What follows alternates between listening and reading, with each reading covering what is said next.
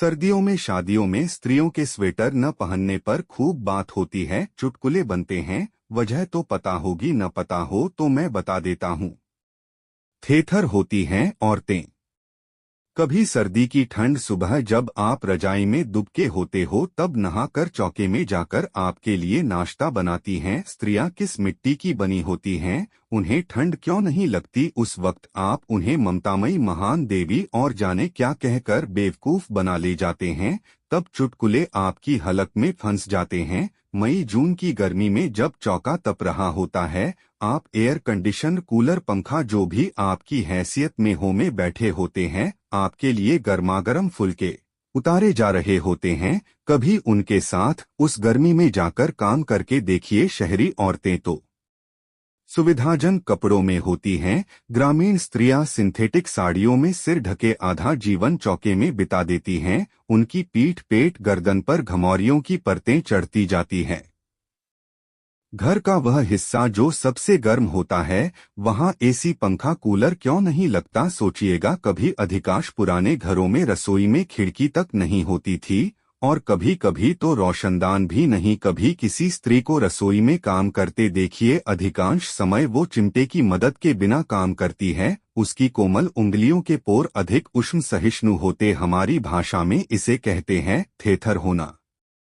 हाँ, औरतें थेथर होती हैं। परिवार को ताजा, गर्म और स्वास्थ्यवर्धक खाना मिले, इसके लिए उन्हें गर्मी सर्दी की परवाह करना अलाउड नहीं है।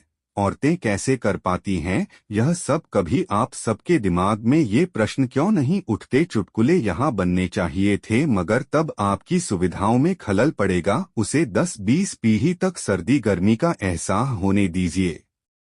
सामान्य मध्य वर्ग और निम्न वर्ग की महिलाओं को शादी में मायके ससुराल से साड़ियां मिलती हैं, महंगी भारी भरकम काम वाली। उनके पास शादी ब्याह के अतिरिक्त कोई जगह नहीं होती उन्हें पहनने की, और ज्यादातर घरों में साड़ी के अतिरिक्त कोई परिधान अलाउड भी नहीं होता। ससुर जेठ के सामने पल्ला करना होता है, मगर उन साड़ियों के साथ स्वेटर शाल बनाने की जरूरत बाजार ने भी नहीं महसूस की। बाजार भी अब तक समाज के इस उपेक्षित वर्ग की जरूरत को कैश करने के मूड में नहीं दिखता। बाजार जानता है अभी भी इस क्षेत्र में कोई स्कोप नहीं है। यदि बहुत कम संख्या में उपलब्ध है तो परिवार और स्वयं स्त्रियां भी उसे खरीदने में हिचकती हैं। एक ही रात की तो बात है, बिना स्वेटर के भी चला लेंगी काम। उन्हें तो वैसे ही कम लगती है ठंड।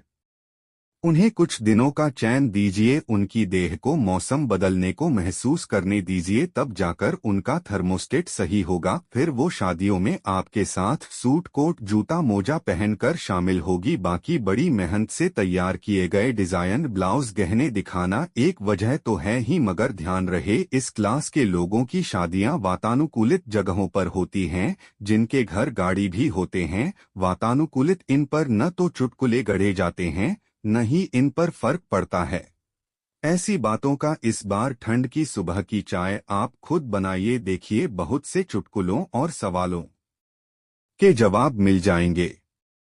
किसी भी अव्यावहारिक सामूहिक क्रिया के आर्थिक, सामाजिक, धार्मिक, सांस्कृतिक, समाजशास्त्रीय और मनोवैज्ञानिक पक्ष होते हैं। हो सकता है मुझसे कुछ पक्ष छूट गए हों, मगर चुटकुले बनाना सबसे क्रूर प्रतिक्रिया और समाज का गड़बड़ाया हास्यबोध है। नोट: अपवाद हर जगह हो सकता है।